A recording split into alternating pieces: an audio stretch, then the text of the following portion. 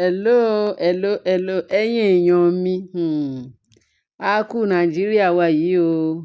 A kú bójú ọjọ́ ṣe rí, a kú bó ṣe ń lọ lórílẹ̀‐èdè wa yìí. Bàbá Tinubu, wọ́n jáde pé àṣẹ mọ̀ pé ní June 12 Democracy Day tó yẹ ká máa ṣe ní on the 29th of May. Àtìgbà tí Buhari ti change ẹ̀ pé kò nídìí ká tún máa celebrate ẹ̀ ní 29th of May, pé ká kúkú máa celebrate ẹ̀ ní June 12. Ẹ mọ̀ pé June 12 yẹn àwọn ọmọ Nàìjíríà ti ń celebrate June 12 yẹn tán ti ń ṣe remembrance Abiola nígbà yẹn. June 12 ni. So bí Buhari ti change ẹ̀ kó tó kúrò, kó tó lọ, tó ní kán kúkú máa ṣe ní June 12 Democracy Day pé kán kúkú máa ṣe ní June 12. So láti ìgbà yẹn wọ́n ti fi sí. So èní yìí, ìgbà tó wá di èní June 12 ni bàbá Tinubu ó fẹ́ lọ sí rédíò tó fẹ́ lọ declare ní rédíò pé yes, pé June 12 làwọn dẹ̀ máa ṣe celebration of Democracy Day o, instead of 29th of May again.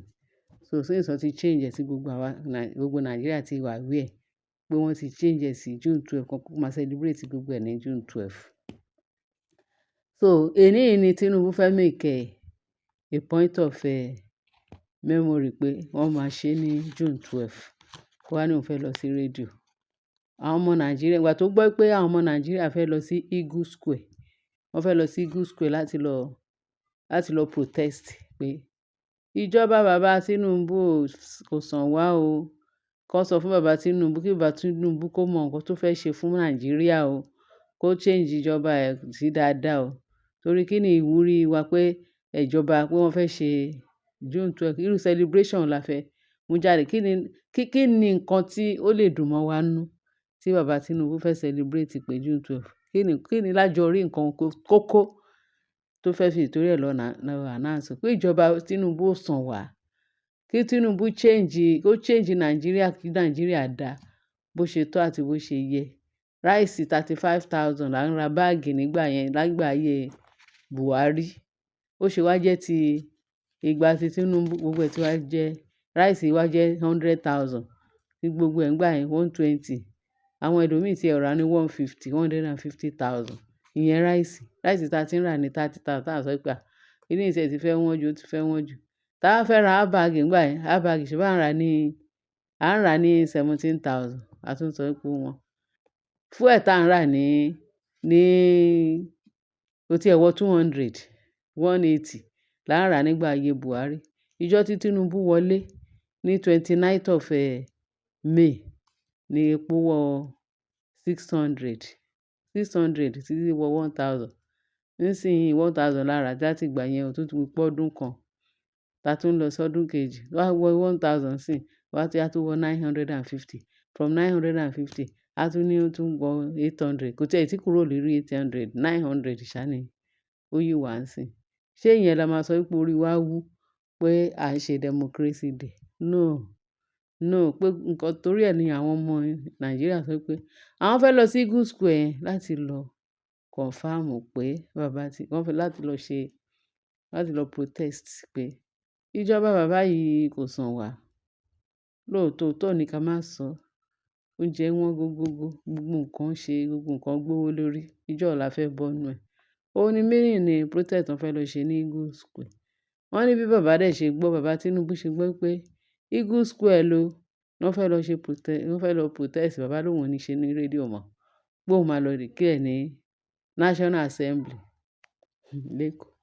Ó ní National Assembly lọ́nà fẹ́ lọ change ẹ̀, náà fẹ́ lọ discuss. National Assembly, okay, tó wá jẹ́ National Assembly. Bàbá Tinubu, bá wa ní Nàìjíríà, bá àwọn ọmọ Nàìjíríà ní National Assembly. So National Assembly ni bàbá Tinubu wá lọ.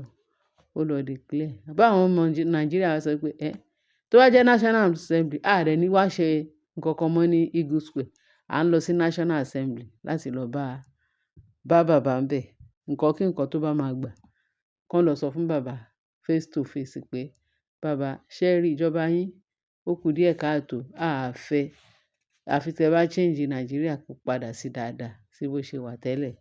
At least wọ́n ní òrìṣà jẹ́ pé jẹ́ báwo náà ṣe ń sọ, òrìṣà bó bá gbè mí ṣe mí bí mo ṣe bó ṣe bá mi.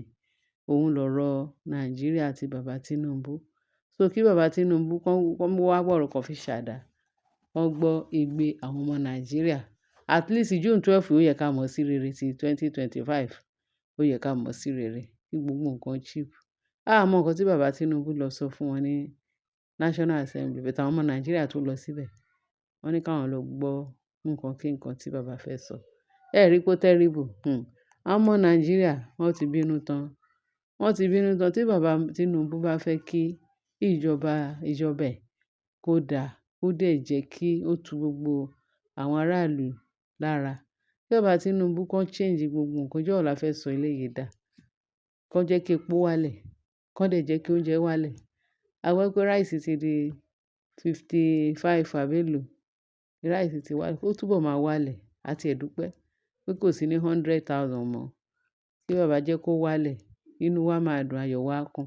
Nǹkan táwọn ọmọ Nàìjíríà ń fẹ́ nìyẹn, kì í ṣe pé bóyá wọ́n ò fẹ́ jà fún bàbá Tinubu. Bàbá Tinubu, ẹ̀yin náà ẹ mọ bẹ́ ṣe máa handle Nàìjíríà, bẹ́ ṣe máa jẹ́ kí inú àwọn ọmọ Nàìjíríà dùn. Wọ́n fẹ́ pín lénìí, wọ́n fẹ́ pín lọ́la. Kì í ṣe dídùn inú àwọn ọmọ Nàìjíríà torí ó difficult fún wa láti sọ wípé a fẹ́ pín. Kí là ń pín? Kí ni Yorùbá nation fẹ́ pín? Kí ni Igbo fẹ́ pín? Kí ni Biafra fẹ́ pín? No! Because of ìjọba tó le koko. Kí Ọlọ́run bá wa sọ Nàìjíríà yìí dẹ̀rọ̀ nípa agbára Ọlọ́run àti nípa àkóso yín. Kẹ́yìn náà, k'Ọlọ́run kó lò yín fún Nàìjíríà. Kẹ́ sọ Nàìjíríà di bó ṣe tọ́ àti bó ṣe yẹ, kì í ṣe ká fipá ṣe. Kì í dẹ̀ ṣe pé kébi máa pa àwọn ọmọ èèyàn. Àwọn ọmọ Nàìjíríà kẹ́ wá sọ wípé ẹ ṣe celebration kan June 12. Kí ni meaning ní June 12? Kí ni meaning ní Democracy Day? Ṣebí kí inú wa lè dùn, káyọ̀ wa kún. Ẹ sọ kìkì ọ̀rọ̀ kan tó máa dùn mọ́ Nàìjíríà nínú. So kí gbogbo wa kí inú wa lè dùn, káyọ̀ wa kún, ká máa praise yín. Kì í ṣe pé ẹ try o. Bàbá Tinubu, you are trying. Ọlọ́run á ràn yín lọ́wọ́. Ẹ túbọ̀ ṣe fún wa. Ẹ túbọ̀ ṣe fún wa. Ẹ túbọ̀ ṣe fún wa. Ẹ̀bẹ̀ lábẹ́ yín. Kí Ọlọ́run kó gbé yín ró. Kí Ọlọ́run kó dá ẹ̀mí yín sí. Kó fún yín ní okun àtàgbàrà láti tún Nàìjíríà ṣe. Gbogbo ibi tí bàtà ti ń ta ọmọ Nàìjíríà lẹ́sẹ̀, kí Ọlọ́run kó lò yín. Kẹ́ bá wa bu omi tútù síbẹ̀. Kí ó lè tùbà, kó lè túṣẹ́, kó lè rọ̀ wá lọ́rùn. Ẹ ṣé ẹ̀yin èèyàn wa, bẹ́ ṣe ń tẹ́tí sí wa. Ẹ bá wa share, kẹ́ bá wa like, kẹ́ dẹ̀ bá wa subscribe. Bàbá Tinubu, Nàìjíríà dọ̀wọ́ yín, ó dọ̀wọ́ Ọlọ́run, ó dẹ̀ dọ̀wọ́ yín. K'Ọlọ́run kẹ́ dẹ̀ gbọ́ àṣẹ t'Ọlọ́run pa. K'Ọlọ́run kó tu gbogbo wa lára. Lórúkọ Jésù Kristi Olúwa wa. Ẹ ṣeun. Ẹ̀yin èèyàn, bá mi share, kẹ́ bá mi like, kẹ́ dẹ̀ bá mi subscribe.